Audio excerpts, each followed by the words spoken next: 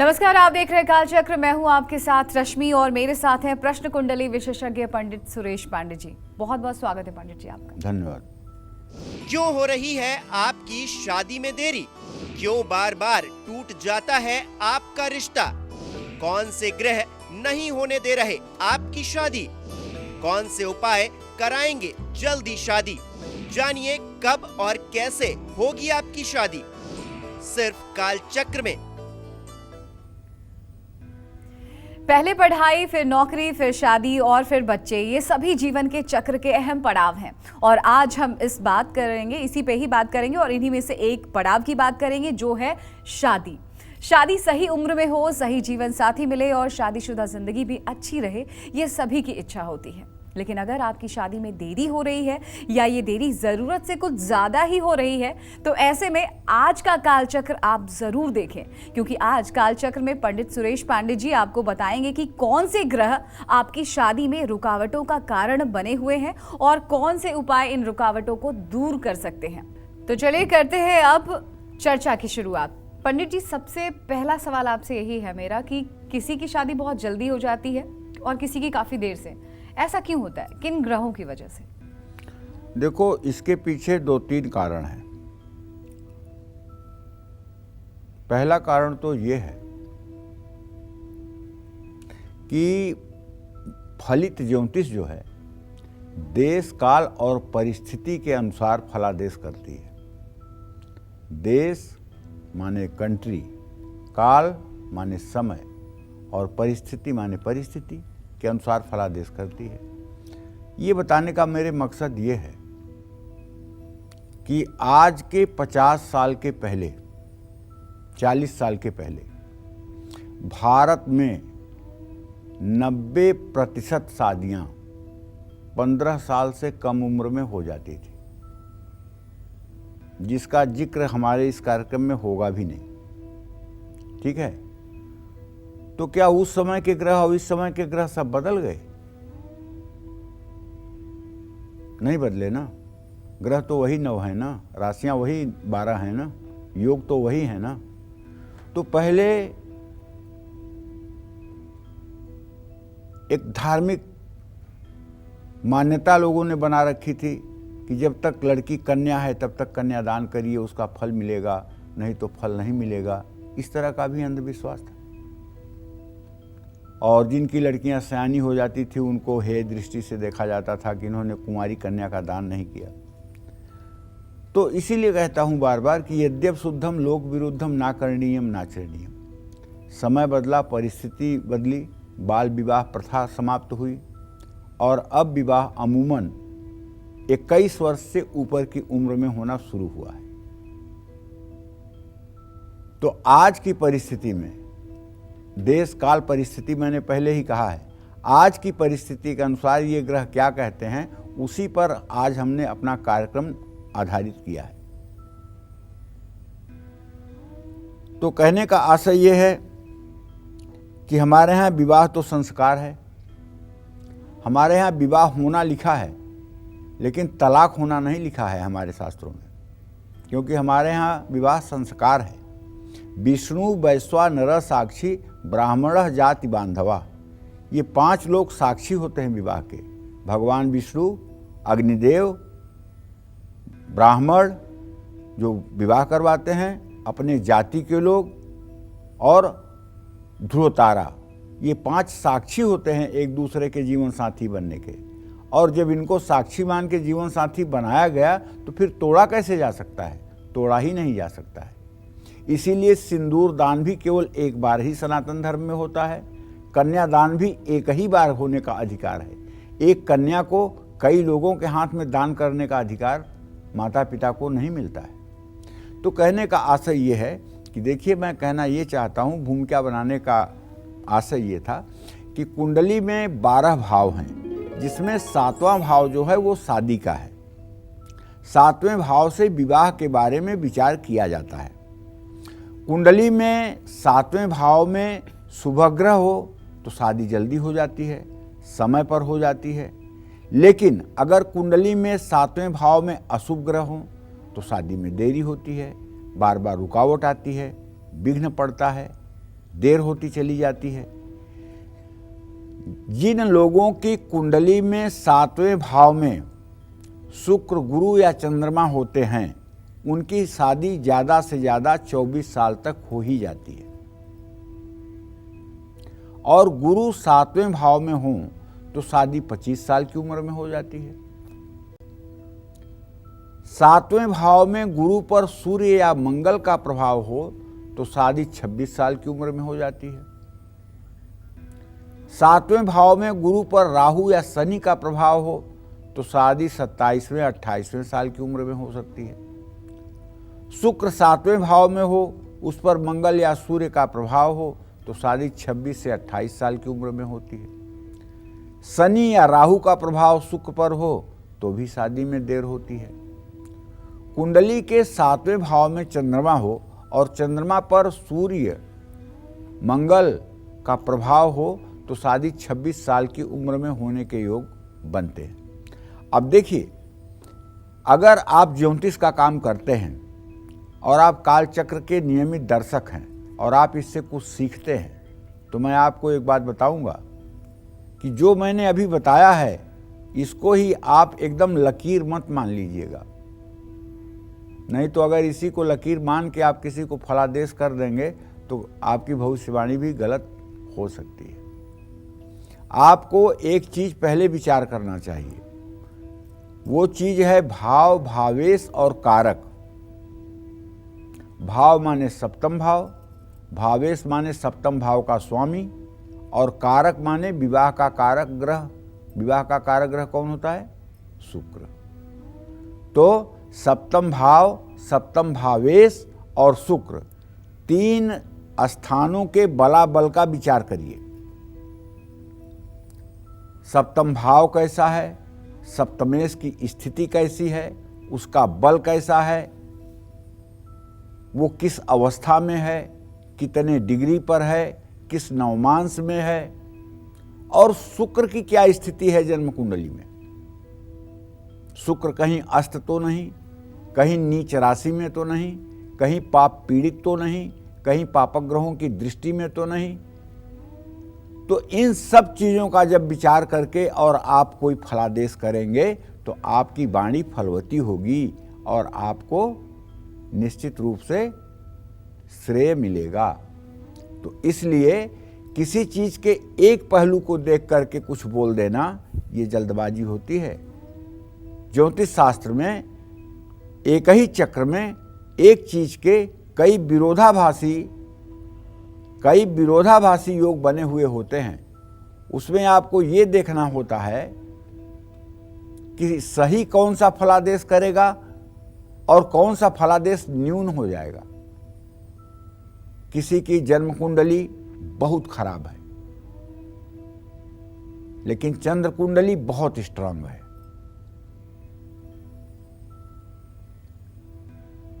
एक बहुत बड़ी एक्ट्रेस हैं हिंदुस्तान की, उनकी जन्म कुंडली इतनी रद्दी है कि उसको देखकर लगता होगा कि ये तो किसी झाड़ू पोछा करने वाली लड़की की कुंडली हो सकती है, लेकिन वो अत्यंत वैभव से युक्त, संपन्न और प्रशंसा की पात्र है, क्योंकि उनकी चंद्र कुंडली बहुत मजबूत है।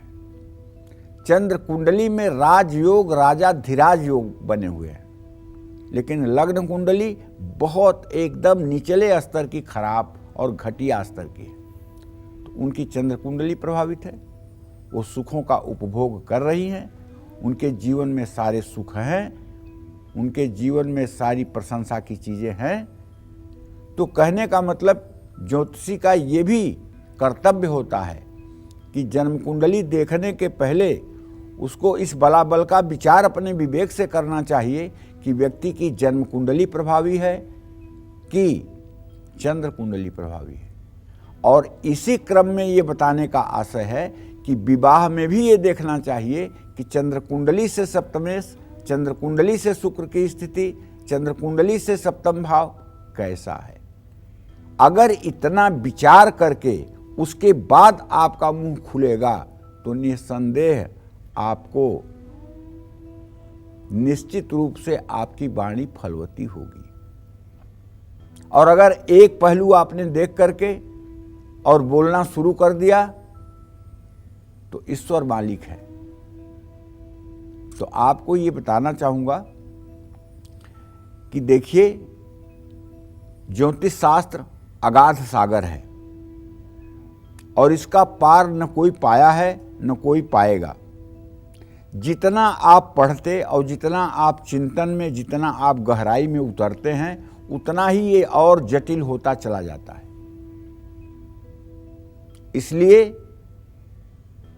ज्योतिष शास्त्र के बिना सम्यक अध्ययन के किसी निष्कर्ष पर पहुंचना ये कभी कभी बड़ा अनर्थकारी होता है। जय मां विंध्यवासिनी। चलिए अब राशि अनुसार चर्चा की शुरुआत करते हैं और बात करते हैं मेष राशि की। मेष राशि के जिन लोगों की शादी में देरी हो रही है, उन्हें जल्दी शादी के लिए कौन सा खास उपाय करना चाहिए, और साथ ही साथ जब वो शादी की बातचीत के लिए जाएं तो कौन सी ड्रेस पहनकर जाएं, आइए जानते हैं।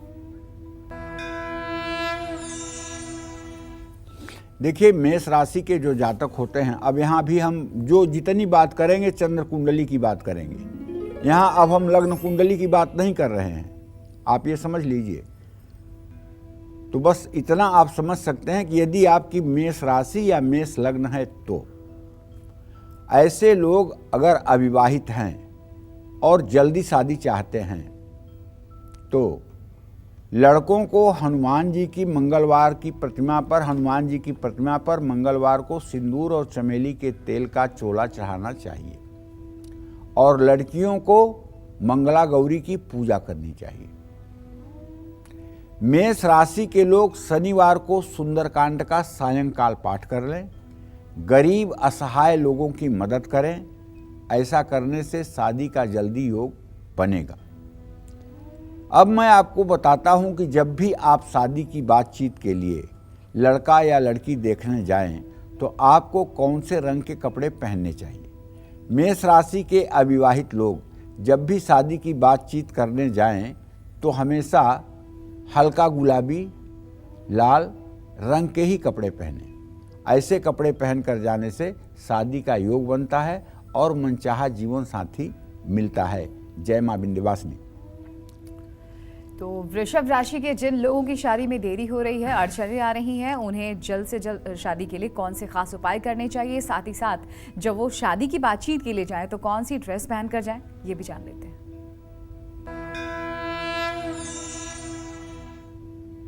देखिए, वृषभ राशि के, अब यहाँ भी चंद्र कुंडली की ही बात कर रहा हूँ, जिनके जन्म कुंडली में जहाँ 2 नंबर लिखा हुआ है वहाँ चंद्रमा अगर लिखा हुआ है तो ये बात उनके लिए है। तो वृषभ राशि के अविवाहित लोग अगर जल्दी शादी चाहते हैं तो हर रोज एक बार सुबह शाम हनुमान चालीसा का पाठ करें।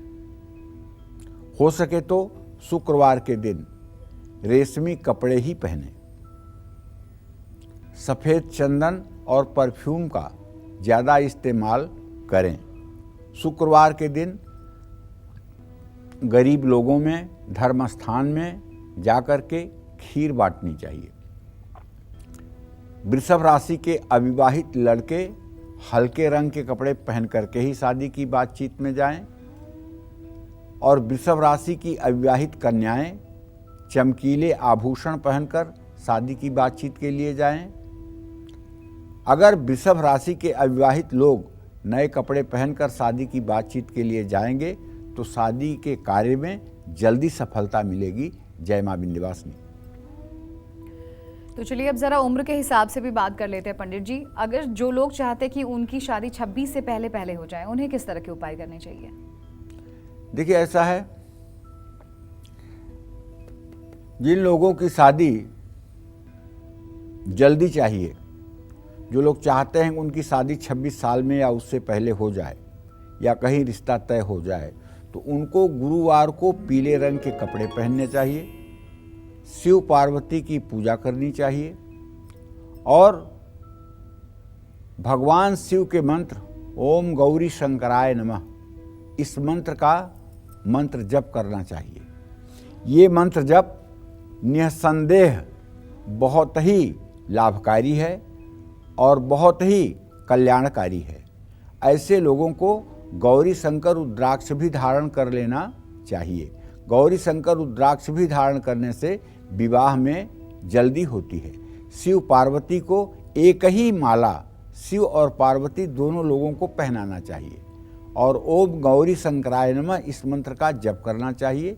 ये उपाय 3 महीने तक या 108 दिन तक करना चाहिए।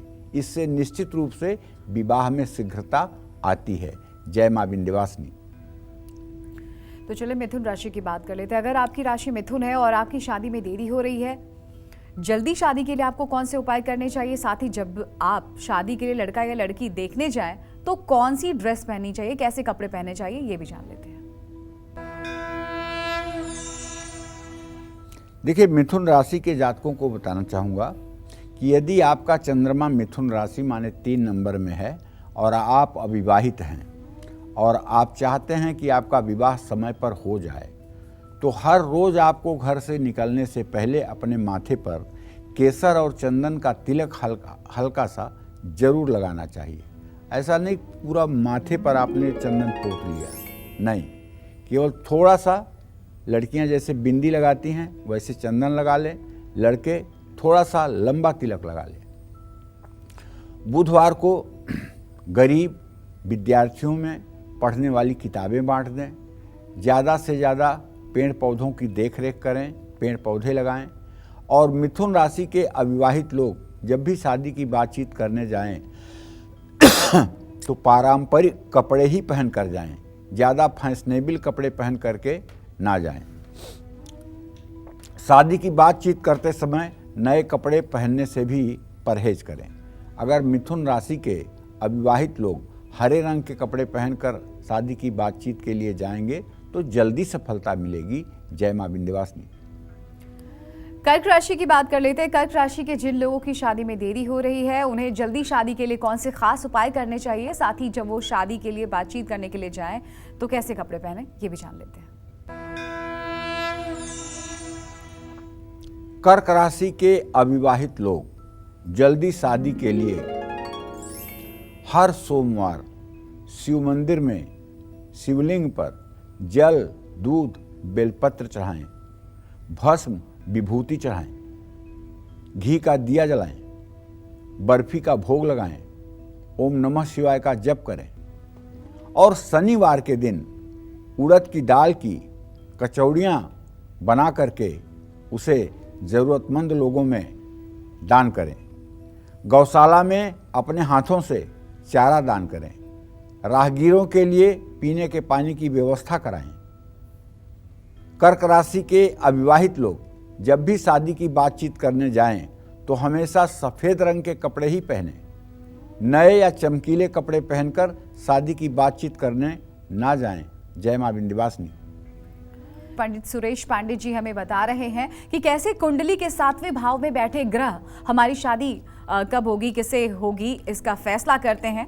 कौन से ग्रह जल्दी शादी कराते हैं, और इस बारे में तो हमने चर्चा कर ली है, लेकिन क्योंकि कुछ लोगों की बहुत देर से शादी होती है, कौन से ग्रह शादी में बार बार रुकावटें डालते हैं, आइए ये भी जान लेते हैं। पंडित जी, तो वो कौन से ऐसे ग्रह हैं जो अड़चने डालते हैं शादी में? देखिए, शादी में अड़चन डालने वाले बहुत से ग्रह हैं। इस विषय में मैं आपको बताऊं, अगर सूर्य राहु के साथ 7वें भाव में होगा तब भी विवाह में विलंब होगा। कुंडली के 7वें भाव में मंगल, राहु या केतु में से कोई एक ग्रह होगा तो काफी देर से शादी होगी। जितने अशुभ ग्रह 7वें घर में होंगे, शादी में उतनी ही ज्यादा देर होगी। और 7वें भाव में बैठा मंगल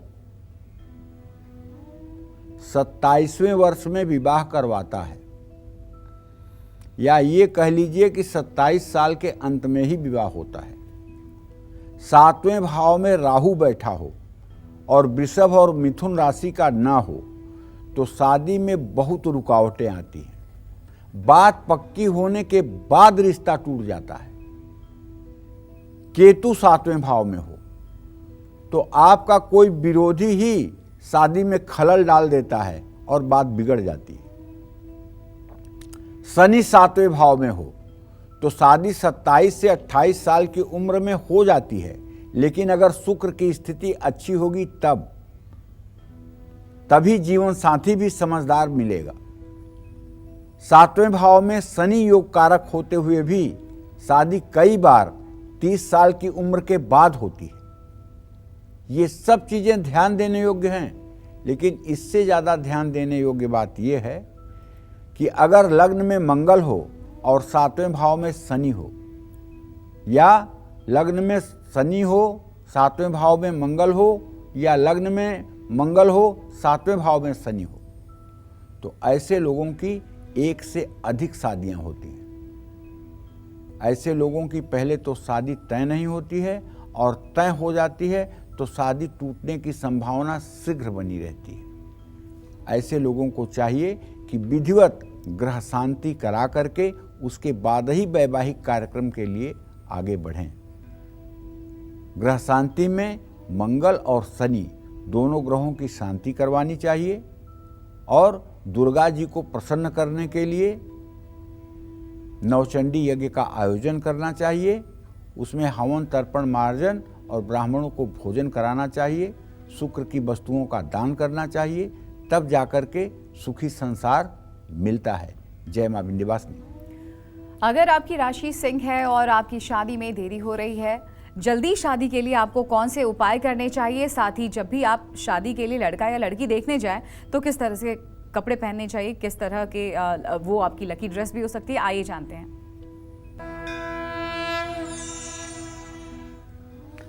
देखिए, जो मैंने बचपन से ज्योतिष में पढ़ा है उसमें एक नई बात आपसे कहने जा रहा हूं, वो ये कि अगर लग्नेश और द्वितीयेश माने शरीर भाव का स्वामी और द्वितीय भाव का स्वामी दोनों अगर एक साथ हों तो विवाह बहुत छोटी उम्र में हो जाता है, बहुत छोटी उम्र में हो जाता है।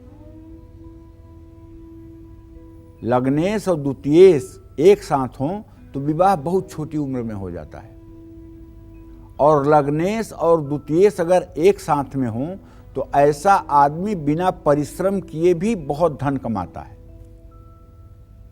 इसको अयाचित धन लाभ योग भी कहते हैं, मतलब बिना परिश्रम और पुरुषार्थ के भी बहुत धन संग्रह हो जाता है। अब मैं सिंह राशि के लोगों के बारे में बात कर रहा हूं। अगर आपकी भी सिंह राशि है चंद्र कुंडली के अनुसार और आप अविवाहित हैं और विवाह की आवश्यकता अब महसूस हो रही है, तो आपको हर शनिवार शाम को हनुमान मंदिर में एक दिया जलाना चाहिए। तामसिक चीजों का सेवन कम से कम करना चाहिए, और शनिवार को काली चीजें या सरसों के तेल का दान करना चाहिए। सिंह राशि के अविवाहित लोग जब भी शादी की बातचीत करने जाएं तो हल्के गुलाबी रंग के कपड़े पहन करके ही जाएं। अगर सिंह राशि के अविवाहित लोग गुलाबी कपड़े ना पहन पाएं तो हल्के हरे रंग के कपड़े पहन करके भी शादी की बातचीत के लिए जा सकते हैं, लेकिन काले और नीले रंग के कपड़े पहन करके बिल्कुल ना जाएं, वरना बात बनते हुए भी बिगड़ जाएगी। जय मां विंध्यवासिनी। चले कन्या राशि की बात कर लेते हैं। जल्दी शादी के लिए कन्या राशि वाले अविवाहित लड़के और लड़कियां कौन से खास उपाय करें, आइए जानते हैं।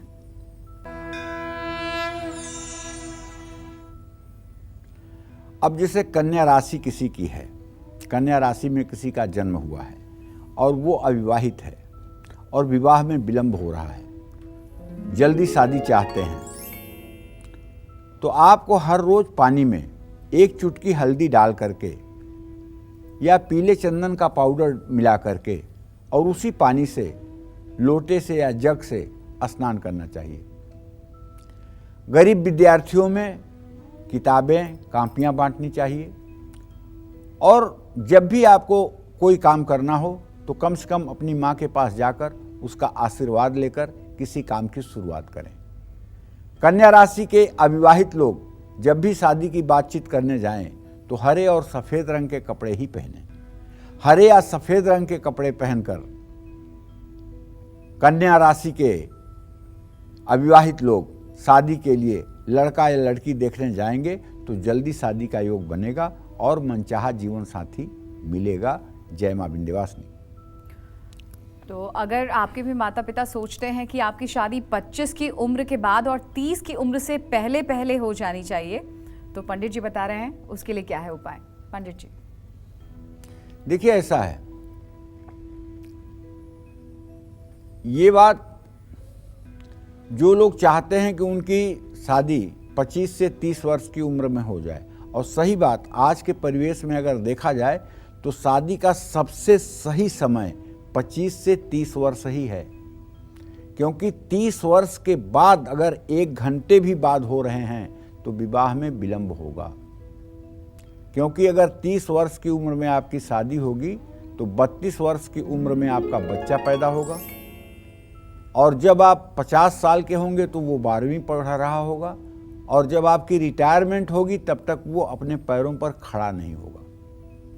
आप अपने बच्चे को गति नहीं दे पाएंगे, आप अपने बच्चे को सेटल नहीं कर पाएंगे।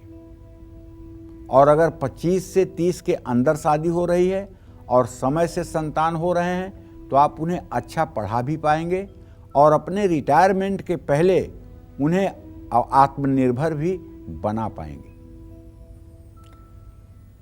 अगर 25 से 30 वर्ष की उम्र होने पर भी शादी नहीं हो पा रही है तो उसके पीछे जन्म कुंडली में पितर दोष भी कारण हो सकता है। शुक्र अस्त होगा, ये भी एक कारण मान लीजिएगा। 7वें भाव पर पापक ग्रहों की दृष्टि होगी, ये भी एक कारण हो सकता है। लग्न में 4थे, 7वें, 8वें, 12वें स्थान में मंगल होगा, ये भी हो सकता है। तो ये सारे अशुभ योग अगर जन्म कुंडली में विद्यमान हैं तो विवाह में देर और अंधेर दोनों होती है। ऐसे लोगों को चाहिए कि गुरुवार को पीले रंग के कपड़े पहन करके केले के पेड़ की पूजा करें। विशेषकर कन्याएं बृहस्पतिवार का व्रत करें, केले के पेड़ की पूजा करें, बृहस्पतिवार व्रत कथा की किताब पढ़ें, चने की भीगी हुई दाल और गुड़ का भोग लगाएं और उसे प्रसाद के रूप में बांटें या किसी गाय को खिलाएं। और जो कन्याएं धर्म में रुचि रखती हैं उन्हें चाहिए कि अपने घर में ही पारे का शिवलिंग रख करके या नर्मदेश्वर शिवलिंग रख करके या किसी शिवालय में जा करके शिवलिंग पर जल, दूध, इत्र और बेलपत्र ये सब चीज़ें अर्पित करें। ओम नमः शिवाय बोलें, ओम पार्वती पतये नमः बोलें, इस मंत्र का 108 बार जप करें। ये उपाय 43 दिनों तक करने से विवाह में शीघ्रता आती है। और ये 9 गुरुवार को भी उपाय अगर किए जाएं तो भी विवाह में शीघ्रता आती है। जय मां विंध्यवासिनी। तुला राशि की हम बात कर लेते हैं। तुला राशि के जिन लोगों की शादी में देरी हो रही है उन्हें जल्दी शादी के लिए कौन से खास उपाय करने चाहिए, साथ ही जब वो शादी की बातचीत के लिए जाएं तो कौन सी ड्रेस पहनकर जाएं, आइए ये भी जान लेते हैं।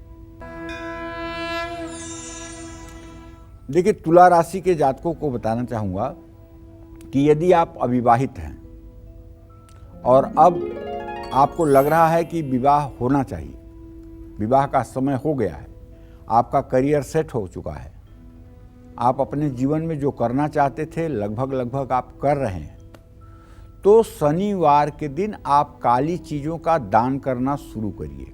जैसे सरसों का तेल, काली उड़द की दाल, काला कंबल, जूता, छाता, ये सब चीज़ें आप दान करना शुरू करिए। पंछियों के लिए अनाज और पानी की व्यवस्था करिए। तुला राशि के अविवाहित लोग नए कपड़े पहनकर शादी की बातचीत के लिए जाएं। सफ़ेद या गुलाबी रंग के कपड़े पहनकर जाने से शादी की बात पक्की हो सकती है।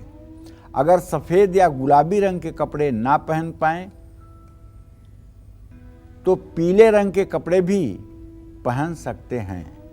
आप सोचते होंगे कि कपड़ा पहनने से क्या होता है। आपको शायद हो सकता है इस बात का इल्म न हो कि आपके खराब ड्रेस, आपके खराब कपड़े कई लोगों की आंखों में चुभते हैं, कई लोगों को इरिटेट करते हैं और ऐसे लोग चाहते हैं कि आप उनके सामने से कितना जल्दी हट जाएं। आपसे नकारात्मक ऊर्जा निकलती है जिससे सामने वाला बेचैन हो जाता है। इसीलिए अपने हर कार्यक्रम में अपने सभी दर्शकों से यही कहता हूं कि अपना ड्रेस और एड्रेस ठीक रखो। भोजन अपने रुचि का करो, जो आपको अच्छा लगे वो भोजन करो, लेकिन कपड़े और अपना परिवेश दूसरों के रुचि के अनुसार रखो। जो दूसरों को अच्छा लगे वो आप धारण करो और जो निष्पक्ष आपके जीवन के बारे में बोल सके, जो आपकी चमचागिरी ना करने वाला, जो आपको सही आईना दिखा सके, ऐसे किसी व्यक्ति से कपड़े पहनने के बाद ये पूछना चाहिए कि ये ड्रेस कैसा लग रहा है। कुछ लोग हैं रविवार के दिन काला काला कपड़ा लटका करके घूमते रहते हैं, मंगलवार के दिन भी देखिए तो काले कपड़े पहन के घूमते रहते हैं। उन्हें इस बात की फिक्र ही नहीं है कि प्रकृति भी कुछ होती है, समय भी कोई चीज है। उन्हें लगता है जो हूं इस दुनिया में मैं हूं।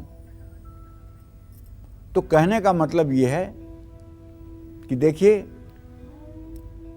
अगर आप अपना ड्रेस और एड्रेस दोनों ठीक रखेंगे तो केवल शादी ही नहीं, जीवन भी बहुत आसान और सरल हो जाएगा। जय मां विंध्यवासिनी। अच्छा पंडित जी, कई बार हम देखते हैं कि कुछ लोगों की शादी 30 के पार होती है, कई बार तो 35 के पार भी। तो ऐसा क्यों होता है और कोई ग्रह जिम्मेदार होते हैं, उनकी कुंडली में कोई ग्रह दोष? शादी तो मैंने 50 साल की उम्र में भी होते हुए देखा है। आज के परिवेश में तो कुछ कह ही नहीं सकते हो कि यही हो रहा है। लड़कियां कहती हैं कभी मैं पैरों पे खड़ी नहीं हो पाई हूं तो मैं कैसे शादी करूं, और लड़के कहते हैं कभी मेरा कुछ करियर ही नहीं बना है। तो कहने का मतलब कि अब मैं आपको बताता हूं कि कुंडली के वो ग्रह जो शादी में ज़्यादा देरी कराते हैं। कुंडली में 7वें भाव में शनि मंगल, शनि राहु, मंगल राहु, शनि सूर्य, सूर्य मंगल, सूर्य राहु एक साथ 7वें या 8वें भाव में होंगे तो शादी में देर नहीं अंधेर होगी। और एक एक शादियां नहीं होगी, 2-2, 3-3 शादियां होंगी, तब भी शादियां ठीक से नहीं चलेंगी। ऐसे लोगों को जिनकी उम्र 31 साल से 35 साल के बीच है और फिर भी शादी नहीं हो रही है, तो इनको अपने घर के पीछे केले का पौधा लगाना चाहिए। गुरुवार को केले के पेड़ के नीचे केले के पत्ते पर बैठकर ओम ब्रिंग बृहस्पतये नमः मंत्र का जप करना चाहिए। गुरुवार के दिन नमक का सेवन कम से कम करना चाहिए, हो सके तो नहीं करना चाहिए। ये उपाय कम से कम 11 गुरुवार करना चाहिए। और लड़कियां कात्यायनी मंत्र का 21 दिनों में 41,000 जप करें। ओम कात्यायनी महामाये महायोगिन्यधीश्वरी नंदगोप सुतम देवी पतिम में कुरुते नमः। पीले कपड़े पहनकर कमलगट्टे की माला पर पान खाते हुए पूर्व दिशा में मुंह करके सरसों के तेल का दिया जला के इस मंत्र का 21 दिन में 42,000 जप करके हवन भी करना चाहिए और ब्राह्मण को भोजन भी कराना चाहिए। जय मां विंध्यवासिनी। तो जल्दी शादी के लिए वृश्चिक राशि वाले अविवाहित लड़के और लड़कियां कौन से खास उपाय करें, ये भी जान लेते हैं।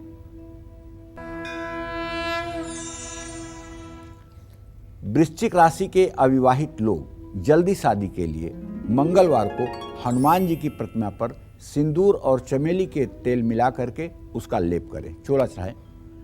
हर रोज पानी में थोड़ा सा दूध मिला करके स्नान करें। मंगलवार और शनिवार को गरीब लोगों को भोजन कराएं। हर रोज गाय को हरा चारा खिलाएं।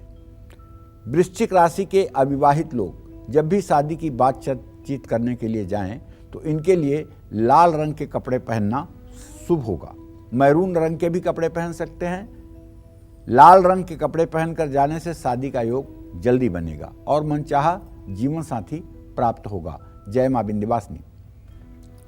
तो जिन लोगों की उम्र 35 या इससे भी ज़्यादा हो चुकी है और शादी का कोई योग नहीं बन पा रहा है, कहीं भी बात पक्की नहीं हो पा रही है, तो इन लोगों को किस तरह के उपाय करने चाहिए पंडित जी? अब ये देखिए, जिन लोगों की उम्र सचमुच में 35 साल से पार हो रही है और शादी नहीं हो पा रही है, उनके लिए भी मैं कुछ आसान से उपाय बताने जा रहा हूँ। ऐसे लोगों को 108 बेलपत्र पर अष्टगंध या चंदन से, चमेली की कलम से तीनों बेलपत्र के पत्तों पर राम राम लिखना चाहिए और एक एक करके शिवलिंग पर ओम नमः शिवाय कहते हुए चढ़ाना चाहिए और हर बेलपत्र चढ़ाते समय ओम नमः शिवाय बोलना चाहिए। अगर बेलपत्र पर चंदन का इत्र छिड़क दें तो ये और उत्तम होगा। ये उपाय सोमवार या गुरुवार को सुबह शाम के समय कुछ दिनों तक करने पर निसंदेह अच्छा जीवन साथी मिलता है। जय मां विंध्यवासिनी। तो जल्दी शादी के लिए धनु राशि वाले अविवाहित लड़के और लड़कियां कौन से खास उपाय करें, ये भी जान लेते हैं। देखिए, धनु राशि के जो अविवाहित लोग हैं, जल्दी शादी चाहते हैं, तो जल में हल्दी डालकर केले के पेड़ में चढ़ाएं। 64 दिनों तक पानी में 1 चुटकी हल्दी डाल करना है। गुरुवार को बच्चों को पीली मिठाई खिलाएं। हल्दी, चने की दाल, चंदन और केसर का ज़्यादा इस्तेमाल करें। धनु राशि के अविवाहित लोग जब भी शादी की बातचीत करने जाएं तो पीले रंग के ही कपड़े पहनें। अगर पीले रंग के कपड़े ना पहन पाएँ तो नारंगी रंग के कपड़े पहनकर बातचीत शादी के लिए जाएं तो सफलता मिलेगी। जय मां विंध्यवासिनी। अब बात करते हैं हम मकर राशि की। जल्दी शादी के लिए मकर राशि वाले अविवाहित लड़के और लड़कियां कौन से खास उपाय करें, आइए जान लेते हैं। देखिए, मकर राशि के जातकों को बताना चाहूँगा कि यदि आपकी मकर राशि है और आप चाहते हैं कि जल्दी शादी हो जाए, अब शादी में विलंब हो चुका है, तो हर रोज़ आपको मलयागिर चंदन केसर के साथ घिस करके और उसे अपने इष्ट देव को लगाना चाहिए। आपके इष्ट देव जो भी हों, भगवान श्री हरि विष्णु हो सकते हैं, माँ महालक्ष्मी हो सकती हैं, भगवान गणेश हो सकते हैं, शिव जी हो सकते हैं, हनुमान जी हो सकते हैं। आप अपने इष्ट को पहले तिलक करें और उसके बाद स्वयं को तिलक करें और घर से बाहर तभी निकलें जब तिलक कर लें, पूजा कर लें। अगर ज़्यादा समय आपके पास नहीं है तो अपनी दिनचर्या को इस तरह से आप सेट करें कि 10 मिनट ही सही, लेकिन पूजा स्थान में जाने का मौका आपको मिलना चाहिए। और महीने में एक बार, अगर हर रोज नहीं तो त्रयोदशी तिथि पर शिव मंदिर में रुद्राभिषेक जरूर करें।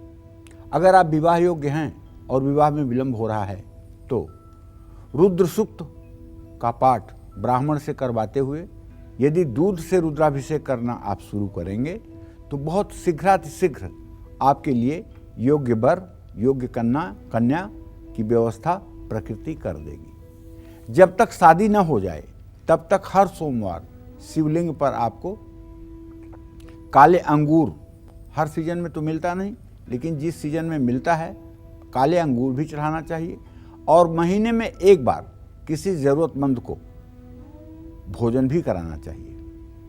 मकर राशि के अविवाहित लोग जब भी शादी की बातचीत करने के लिए जाएं तो काले, नीले और फिरोजी रंग के कपड़े ना पहनें। मकर राशि के अविवाहित लोग आसमानी और नीले रंग के कपड़े पहन कर ही शादी के बातचीत के लिए जाएं तो इनके लिए उचित रहेगा। जय मां विंध्यवासिनी। तो जल्दी शादी के लिए कुंभ राशि वाले अविवाहित लड़के और लड़कियां कौन से खास उपाय करें, ये भी जान लेते हैं। देखिए, अगर आपकी भी चंद्र राशि कुंभ राशि है और आप अभी तक अविवाहित हैं, योग्यता के बावजूद भी योग्य जीवन साथी की प्राप्ति नहीं हो पा रही है, चाहे आप विवाह योग्य वर हैं या विवाह योग्य आप कन्या हैं और आपकी कुंभ राशि है और आपके अंदर सारी योग्यता होने के बावजूद भी आपको योग्य जीवन साथी नहीं प्राप्त हो पा रहा है, तो ऐसे में जल्दी शादी के लिए आपको शनि मंदिर में हो रहे भंडारे में कोयले का दान करना चाहिए। जब तक शादी न हो जाए तब तक हर सोमवार शिवलिंग पर अभिषेक करके पान का बीड़ा चढ़ाना चाहिए।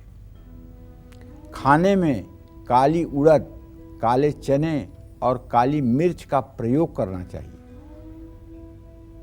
कुंभ राशि के अविवाहित लोग जब भी शादी की बातचीत करने के लिए जाएं तो बैगनी या गहरे नीले रंग की कोई ड्रेस पहन करके ही जाएं। जय मां विंध्यवासिनी। तो जल्दी शादी के लिए मीन राशि वाले अविवाहित लड़के और लड़कियां कौन से खास उपाय करें, ये भी जान लेते हैं।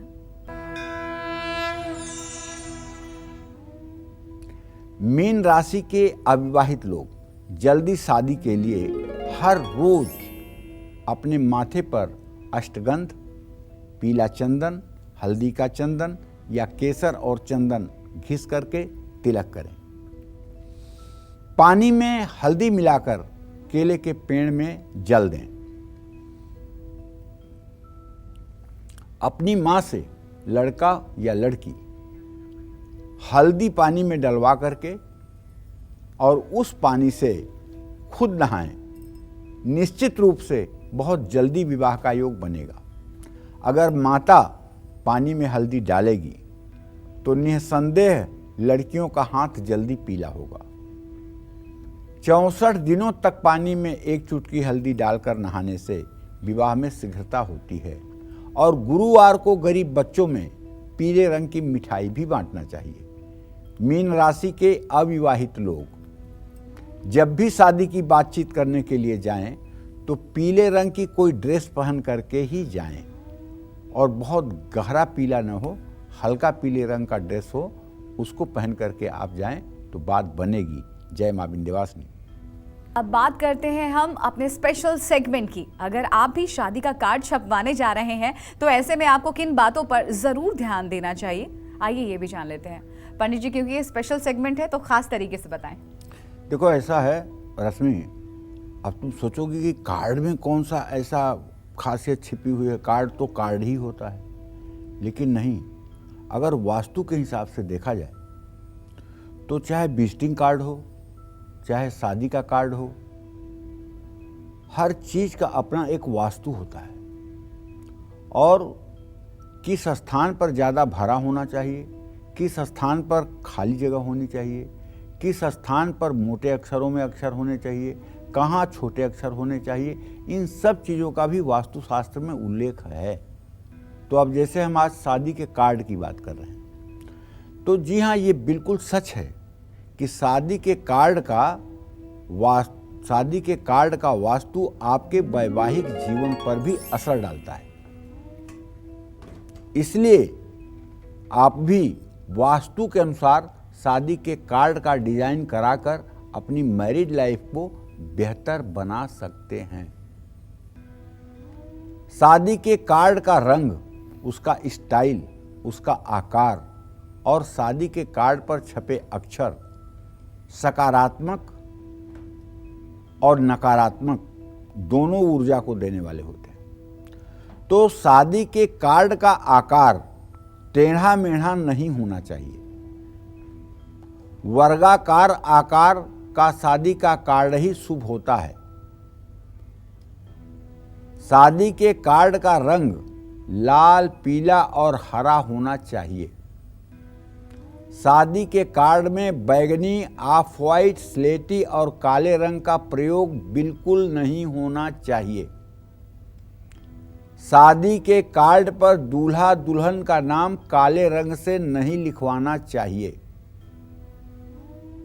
कमल का फूल शुभ माना गया है, इसलिए अगर हो सके तो शादी के कार्ड पर किसी भी जगह कमल का फूल जरूर छपवाएं।